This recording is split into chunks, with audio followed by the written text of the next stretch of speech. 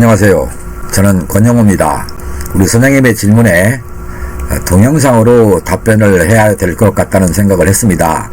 글로 쓰자면 너무나 많은 시간이 걸릴 것 같아서 영상으로 답변을 하는 것이니까 참고해서 정비를 하시는데 도움이 됐으면 좋겠는데, 제가 정비 방법을 또는 진단 방법을 알려드린다고 해도 우리 선생님의 자동차를 정비할 분이 얼마나 효과적으로 활용할 수 있을지 그게 의문입니다. 그렇지만 제가 질문을 받았으니까 답변하는 입장에서 원리 원칙에 의해서 말씀을 드릴 것이니까 꼭 기억해 주시고 정비하는데 활용할 수 있었으면 하는 바람을 가져봅니다. 자동차가 벤츠 차량이에요. 2014년식 디젤이고요. 56,000km에 구매를 해서 현재 58,000이 됐는데, 자동차를 구매해서 엔진 오일과 연료 필터를 바꾸셨겠죠. 교환을 하셨다니까 뭐 나쁜 일은 아니겠죠. 정차시에 차량 진동이 있으니까 혹시나 해서 아마 벤츠 서비스 센터에서 점검을 받으신 것 같아요. 그랬더니 마운트가 의심이 된다라고 했어요. 이 말을 보니까 벤츠 서비스 센터에 근무하는 직원들이 베테랑이 아닌가 봐요. 완전히 초보자적 의심, 초보자적 진단 결과를 통보하신 것 같아요. 다행스러운 거는 마운트가 의심이 된다. 그러나 정비는 안 했던 것 같아요. 그러니까 어떻게 보면 의심만 하고 자신이 없으니까 정비를 하십시오라고 권유는 못했을 것 같습니다. 계기판에 이상한 점등 없다 그랬어요. 램프가 들어와도 차량이 진동하면 안 됩니다. 어떤 경고등이 켜졌더라도 정차 시에 차량이 진동한다 이래서는 안 되는 거예요. 그러니까 램프가 켜지는 거와는 전혀 무관한 일이고요. 또 하나, 출력 주행에 문제가 없다. 이런 문제가 있어도 차량 진동과는 별개입니다. 예를 들어서 진동을 하더라도 자동차를 주행하는 데는 문제가 없어야 된다는 얘기입니다. 곧 없게 된다는 얘기죠. 그냥 이건 굳이 나열하지 않아도 된다는 말씀을 드리는 것이고요. 진단기 오류 코드 하나도 없다. 제가 오늘 저한테 첫 질문이라고 생각하는 이유가 뭐냐면, 진단기 오류 코드가 하나도 없다라고 하는 거예요. 자, 고장 코드가 있다고 하죠. 예를 들어서 P0100 이런 식으로 고장 코드가 떴다. 그랬을 경우에 이게 지금 공기량 센서와 관련된 고장인데요. 이런 고장이 뜨면 다른 정비사분들은 공기량 센서 AFS라고 하는 것을 바꿉니다. 이거는 잘못됐다. 곧 오류 코드가 떠도 그 해당 부품을 바꾸면 안 된다. 저는 이제 그런 거를 늘 강조하는 편인데, 선생님께서도 마찬가지예요. 오류 코드가 떴더라면 아마 거기서 지시하는 부품을 바꿨을 것입니다. 그거는요, 잘못된 정비라는 겁니다. 왜 그러냐면, 쉬운 예로 하나 설명을 드리죠. 선생님께서 병원에 갔습니다. 그래서 체크를 합니다. 뭐를? 혈압을. 그럼 혈압을 체크했더니 150이 나왔다고 치죠. 자, 150 나왔습니다. 이게 나왔으니까 우리 정비사들한테 이 혈압이 150이 나왔다라고 한다면요, 센서를 바꿀 겁니다. 우리 정비사들의 현재 정비 방법은 혈압계를 바꾼다는 얘기예요. 멀쩡한 혈압계를 바꾼다. 그거는 잘못되는 거예요. P0100 이렇게 이게 뜨면 공기량 센서를 바꾼단 말이죠. 이거는 아니다 이 말이죠. 공기량 센서가 이상이 있다라고 뜬 것이 아니라, 공기량 센서가 이상하니까 공기량 값이 비정상인 이유를 찾아봐라 라고 하는 안내인 거예요. 그런데 공기량 센서를 바꾼다. 이거는 잘못된 정도 아닙니까? 곧 혈압을 측정했더니 혈압이 높게 나온다고 혈압계를 바꾼다. 이런 원리와 공기량 센서를 바꾸는 원리와 똑같은 거예요. 의사나 또는 간호사들의 혈압을 측정하고 혈압이 높게 나오니까 혈압계를 바꿔야 되겠네. 그리고 다른 혈압계로 가져와서 측정했다. 또 혈압이 150이 나왔어요. 그러면 그때 또 혈압계를 바꿀 겁니까? 아니지 않습니까? 마찬가지로 생각하시라, 그런 말씀을 지금 드리는 것입니다. 오류 코드를 보고 정비를 하는 건 잘못이다라고 하는 겁니다. 저는 그거를 지적하는 거예요.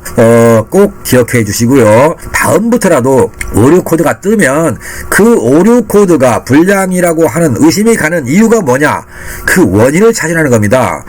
혈압이 높아졌어요. 혈압이 높아졌으면 혈압계가 불량이라서 혈압이 높아진 게 아니라 내 몸에서, 심장에서 혈압을 강하게 보냈을 겁니까? 아니죠. 일정하게 보냈습니다. 근데 피가 잘 흘러가지 못하니까, 어딘가 막혔으니까 중간에 있는 혈압계에서 높게 나온 거예요.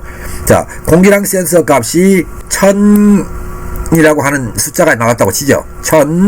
1000mV가 떴어요, 이게. 그런데 이게 진단기로 측정했더니 1000mV. 현재 P0100 이렇게 고장 코드가 떴어요. 그러면 고장 코드가 뜬 센서를 바꿀 것이냐 라고 하는 데서 먼저 센서 값이 어떻게 나오는가를 측정하는 겁니다. 이게 이제 멀티메타라고 하는 계측기입니다. 물론 파형에 의해서 진단도 할 수 있고요. 그러면 이거 값을 봤더니 다른 차와 동일하다.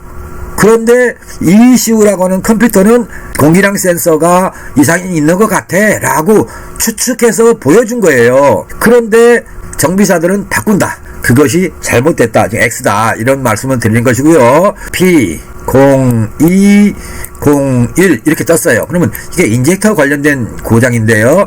인젝터가 이상이 있다 라고 보였으니까 인젝터를 바꾸자, 이거 아닌 거예요. 왜냐면 지금 마지막에 보니까 뭐가 있냐면, 운행을 안 하면 인젝터가 고착이 될 수 있나요? 라고 했어요.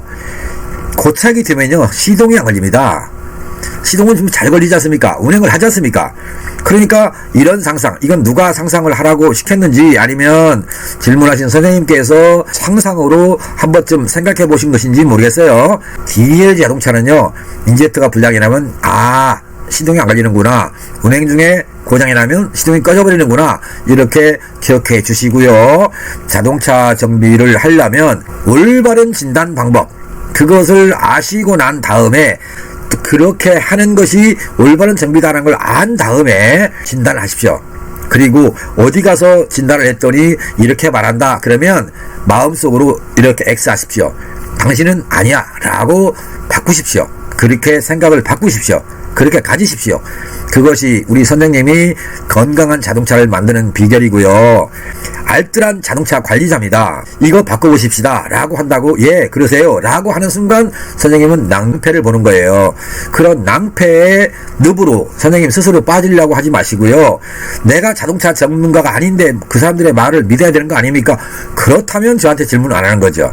그 사람들의 말을 못 믿기 때문에 저한테 질문을 하신 거라고 저는 판단합니다. 곧 자동차 진단은 자동차 공학입니다. 공학에 의해서 진단하는 겁니다. 이 공학을 무시하고 경험에 의해서 진단을 하는 것은 잘못된 거예요. 또 하나, ECU라는 것이 들어있는 경우는요, EMS라는 걸로 진단합니다. EMS, 우체국 택배 이름이 아니고요, 엔진을 관리해주는 프로그램이란 뜻인데요, 엔진 매니지먼트 시스템의 머리 글자입니다. EMS에 의해서 RPM이 얼마가 나오면 공기량이 얼마고, 또 이때는 연료 분사량이 얼마고, 분사 시기는 어떻게 돼야 되고, 이런 것들입니다.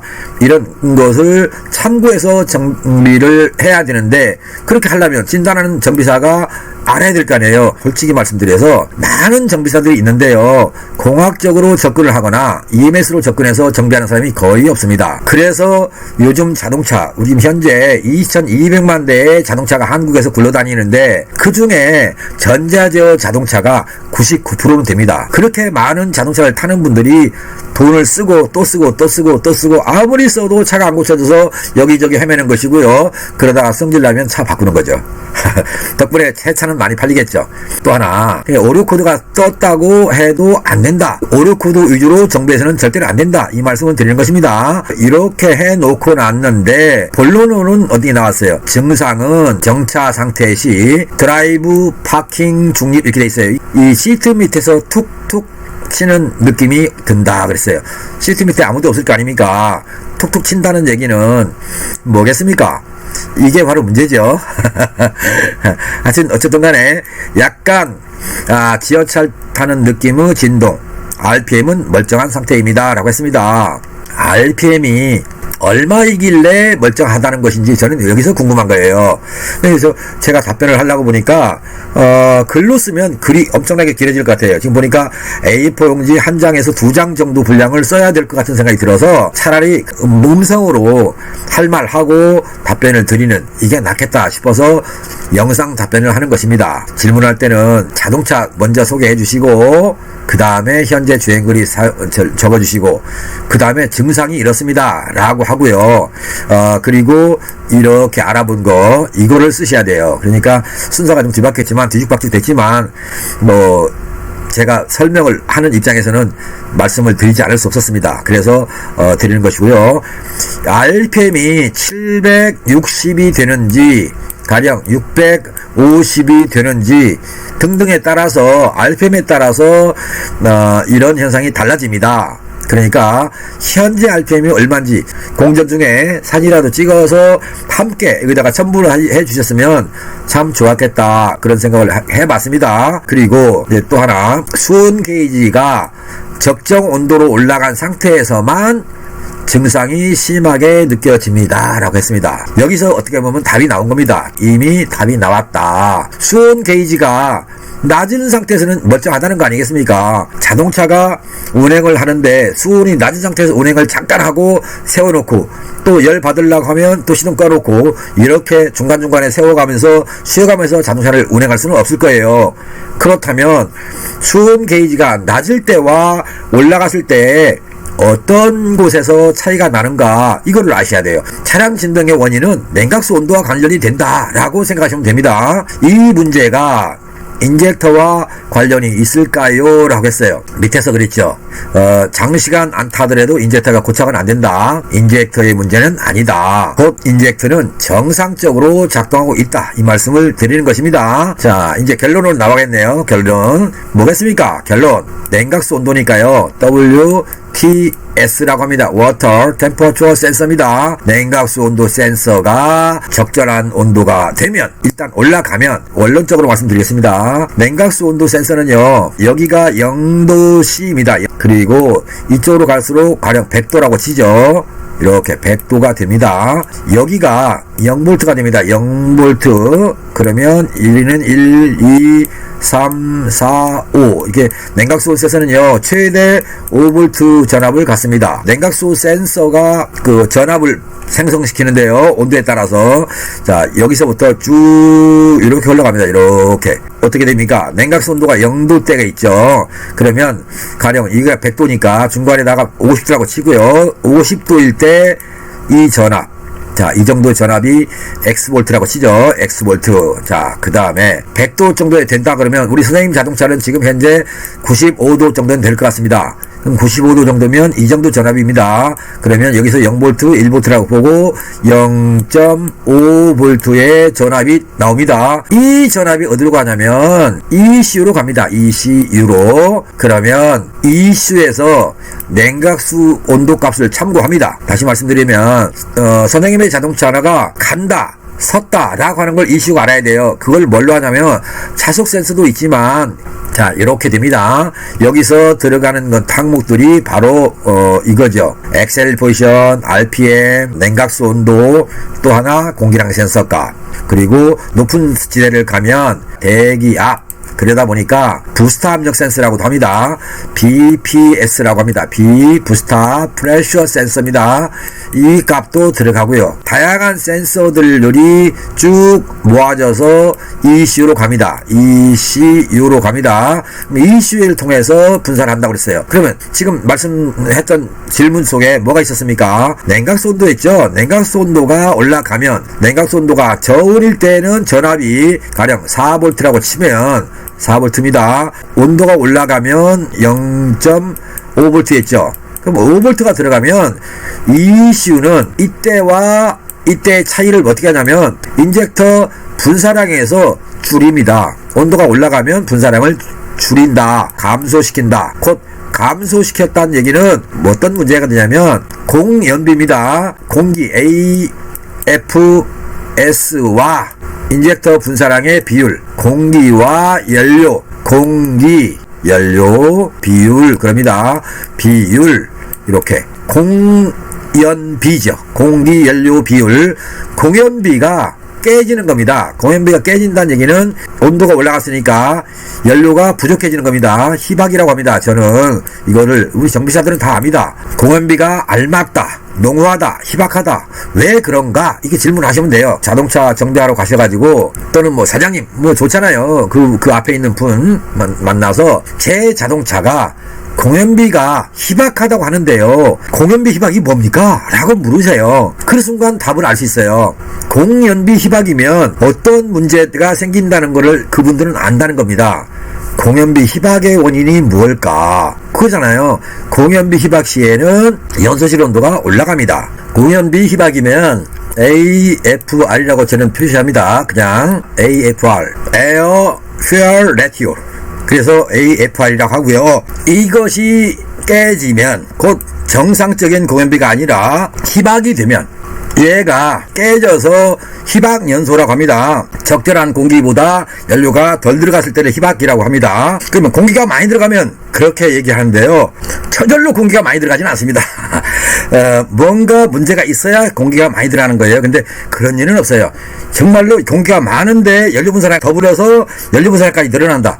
이 이슈는 공기량을 보고 분사했지 않습니까? 그런데 공기량이 늘어났으니까 거기에 맞춰서 연료량을 더 넣으면 된다? 아니에요. 그게 아니고 공기량이 높다, 낮다는 이미 엑셀 포지션 센서 값을 통해서 결정합니다. 엑셀 포지션 값이 1V가 됐어요. 공기량 값이 1.2V가 돼요. 그때 연료 분사량은 얼마? 이렇게 정해져 있는 거예요. 이미. 그게 자동차 공학이에요. 그거를 가지고 ECU가 최적의 엔진 상태를 만들어가는 걸 EMS 제어를 합니다. 어떻게 무슨 센서 값이 들어와도 ECU가 알고 있는 프로그램에 의해서 적절한 연료 분사와 연료 분사 타이밍을 결정하고요. 제 값이 높아서, 냉각수 온도가 높아서 연료 분사를 줄였거든. 그러니까 정비사, 너 냉각수 온도 값이 왜 높은지 네가 한번 찾아줄래? 하고 그렇게 가르치진 않는단 말이에요. 인공지능 자동차는 아니에요. 요즘 자동차가 아무리 자율주행 차가 되더라도요, EMS에 의한 제어는요 인공지능이 안 됩니다. 그냥 단순하게 프로그램화 되어 있습니다. 무슨 값이 어떻게 들어오면 어떻게 제어한다, 이게 정해져 있는 거예요. 센서와 액추에이터로 구분하고, 센서 값을 ECU가 받아서 ECU가 액추에이터, 연료 분사를 지시하는, 연료 분사가 많이 되라 조금 되라 하는 지시, 액추에이터예요. 그게 그렇게 지시한 관계에서 그들의 관계를 정비사가 미처 모르고 정비를 하면, 고객님 이거 한번 바꿔보실까요? 라고 하는 거예요. 그래요? 그럼 바꿔보세요 라고 할 때 그거라고 의심하는 이유가 뭡니까? 라고 물으셔야 됩니다. 인젝터가 문제 있으면 항상 이런 겁니까? 그럼 바꾸면 되겠네요? 아니요, 몰라요. 왜요? 갈아봐야 돼요. 그거는 모른다는 뜻입니다. 그분은 정비사가 아닌 거예요. 그냥 그저 내상 올리는 그런 분에 불과한 거예요. 그런 분한테 가서 진단을 받는다, 정비를 한다, 이거는 아니죠. 진단할 줄 모르니까. 그러면 그들이 생각하는 이것도 갈아보고 저것도 갈아보고 해서 이거 인젝터 갈아서 안 되면 그때는 뭘 갈 겁니까? 그때 가서 봐야죠. 이렇게 말하면 그래요? 답이 없나 보다. 한번 해보세요 라고 하는 순간 소리 못하는 거예요. 원망 못하는 거예요. 자동차 정비는 정확한 진단 하에 정비로 들어가는 겁니다. 단 엔진오일 한 방울을 더 넣고 덜 넣고도 엔진오일이 부족했을 때 나타나는 현상, 또 많았을 때 나타나는 현상을 정확히 알고 행해야 되는 거예요. 마찬가지로 엔진 마운트가 의심된다 그랬잖아요. 그럼 마운트가 의심이 되면 툭툭 치는 겁니까? 마운트가 문제 있는지 없는지를 어떻게 알아요? 그냥 의심하는 겁니까? 아니면 그런 사례가 있는 겁니까? 이렇게 물으셔야 돼요. 그러고 나서 정비를 해주세요 라고 맡기는 거고요. 그게 아니다 싶으면 그러면 좀 더 고민 좀 하겠습니다, 좀 더 찾아보고 다음에 오겠습니다 라고 그냥 일단 한 걸음 빼시고 나오셔야 됩니다. 당장 불편한데 라고 하는 생각을 하신다면 그럼 뭐 어떻게 하겠어요? 차를 바꾸는 수밖에요. 그렇지만 이제 2,000km밖에 안 탔다면서요. 오늘 저한테 오신 분은 14만밖에 안 탄 자동차예요. 자동차를 바꿀 생각을 하더라고요. 그럼 바꾸려면 바꾸라고 그랬어요. 자, 자동차 회사와 무슨 친척 관계세요? 아니요. 근데 돈이 많으세요? 아니요. 근데 이 멀쩡한 자동차 조금만 고치면 되겠는데 차를 바꾼다고요? 그러면 중고차로 바꿉니까? 내가 물어봤어요. 새 차로 바꿉니까? 그랬더니 중고차로 바꾼대요. 그래요. 선생님이 자동차를 버릴 생각을 하는데 이 차는 누가 사갈 거며 또 남들이 문제가 있어서 차를 팔 건데 그 자동차를 사다가 내가 돈 안 들이고 차를 탈 것 같다고 생각하십니까? 네, 그렇게 물어봤어요. 새 차를 가져와도요 정비할 게 있습니다. 그런데 중고차 타는 분이 돈 안 들어간 자동차가 될 것이다 라고 생각을 하는 그 자체가 잘못인 겁니다 라고 설명을 드리고요, 진단을 해드린 경우가 오늘 있었습니다. 연세가 좀 있던 분이었는데 그분들이 가진 생각을 바꾸는 데는 참 오래 걸려요. 그렇지만 어떻게 합니까? 제가 정비 일선에서 지금까지 살아온 세월 동안이 좀 너무나 아깝고 그래서 가능하면 후진들을 양성하는 쪽으로 활동을 하고 싶고 정비자들한테 기술도 가르치고 있지만 제대로 된 정비를 위해서는 내가 이 자동차 소유자로서 어떤 마음가짐으로 저들을 대해야 할 것인가, 저들의 어떤 말을 내가 믿고 어떤 말을 내가 해줘서 저 사람들이 바뀌게 해야 할 것인가. 냉각수가 올라가면 연료 분사를 줄이기 때문에 엔진에서 이상연소라는 것이 발생합니다. 그 이상연소에 의해서 툭툭툭 치는 현상이 나타나는 거예요. 지금 이렇게 보죠. RPM이 높거나 이렇게 보겠습니다. 첫 번째 RPM을 아까 봐야 된다고 했잖아요. RPM이 다른 차보다 높은 건 아닐까라고 하는 걸 의심하는 거예요. 두 번째는요, 냉각수 온도 값이 높아지는 이유, 현재가 있느냐 아니면 현재 냉각수 온도가 높게 작용하고 있느냐 이겁니다. 원래 정상적인 가령 온도라면 90도씨가 돼야 되는데 우리 선생님 자동차는 100도가 된다든가 이렇게 됐으면 다른 자동차보다 온도가 높으니까 이것 때문에 공원비 희박 조건에 의해서 이런 현상이 발생할 수 있다. 냉각수 온도가 정상인지 비정상인지를 알아야 되는데 이거를 진단할 때 뭘로 하냐면요, 스캐너로 합니다. 그러면 이 스캐너를 통해서 온도가 정상인데요, 그렇게 대부분이 표현을 할 겁니다. 그런데요, 예민한 분은 이 온도를 안 봅니다. 뭘로 보냐면요, 전압으로 봅니다. 센서에서 직접 멀티미터를 가지고 몇 볼트의 전압이 나오는가를 찍어봅니다. 측정해서 확인하고요. 그거를 귀찮아하는 경우, 저 같은 경우는 뭘로 보냐면 비중으로 봅니다. 냉각수 비중을 가지고 봅니다. 혹시 시간이 나신다면요, 권영호 TV라고 하는 말로 검색을 하세요. 권영호, 제 이름이 권영호니까 뒤에다가 TV입니다. TV 이렇게 써가지고 검색을 하시면요, 최근에 올려드린 냉각수 온도와 관련된 것, 냉각수 비중과 관련된 내용을 시리즈로 쭉 올려놨어요. 그거를 좀 보시면 내 차도 한 번쯤 의심해야 되겠구나 라고 하는 게 보이실 겁니다. 그럼 그것을 지금 제가 말씀드리는 겁니다. 이게 냉각수 온도가 스캐너를 보니까 가령 100도씨가 됐다 또는 95도가 됐다, 90도가 됐다 이렇게 보이는데 그거는 사실은 의미가 없다. 왜? 냉각수 온도 센서를요, 커넥터를 빼버려요. 그러면 스캐너에서 냉각수 온도가 안 나와야 되잖아요. 선이 없었으니까. 센서는 여기 있고 센서가 연결되는 선이 있는데, 커넥터가 있는데 이걸 빼버렸으면 냉각수 온도가 스캐너에서 안 나와야 돼요. 그런데 스캐너에서 냉각수 온도가 여전히 나옵니다. 왜 그럴까요? 그거 하나만 생각해 주세요. 아니면 제 영상을 끝까지 보시고 아직도 난 이해 못하겠어요 라고 한다면 저한테 전화 주세요. 제가 우리 선생님을 위해서 시간을 내서 이렇게 지금 설명하듯이 설명해 드리겠습니다. 그리고 엉뚱한 상상, 뭐 배기계통에 문제가 있나, 흡기 쪽에 문제가 있나 이런 상상하지 마세요. 흡기 쪽에 문제가 있으면 AFS입니다. 이게 달라지고 배기 쪽에 문제가 있어도 AFS가 달라집니다. 공기량 센서 값을 통해서 알게 되고요. 또 하나는 BPS라는 거 있다고 그랬죠. 부스터 프레셔 센서 값, BPS를 통해서도 알 수 있습니다. 우리 선생님의 자동차는요, 현재 주행거리는 58,000밖에 안 탔지만 실린더별로 파워 밸런스라고 합니다. 파워 밸런스가 어긋나 있을 것 같아요. 왜 파워 밸런스가 어긋났는지 여기서는 말씀 못 드리겠습니다. 뭐 또 이 설명하려면 한참 걸리니까 지금까지 설명해온 시간 동안은 그 이상으로 걸려야 파워 밸런스에 대한 설명을 할 수 있고요. 그러다 보니까 이 시간 동안에 몇 자의 글로 답변을 드릴 수 없는 입장이어서 영상 답변을 한 거니까 참고해 주시고요. 비록 제가 쓸데없는 말도 했지만 그런 말을 다 잊어버리시고 나한테 필요한 것만 출연하십시오. 어떻게 하겠습니까? 저는 좀 상세하게 답변을 드리기 위해서 이렇게 영상 답변을 했는데요. 마음에 들었으면 좋겠습니다. 그리고 이 영상 답변의 내용을 유튜브에다가 다시 올려놓을 겁니다. 다른 분도 좀 보시라고. 그래서 영상으로 답변하는 것이고요. 텍스트로 해서 답변을 드리면 그걸로 또 영상화 하려면 한참 걸리는데 그냥 편집해서 유튜브에도 올리고 여기다도 올려놓겠습니다. 제 채널에 오셔서 이런 거 있잖아요. 엄지손가락으로 좋아요라고 되더라고요.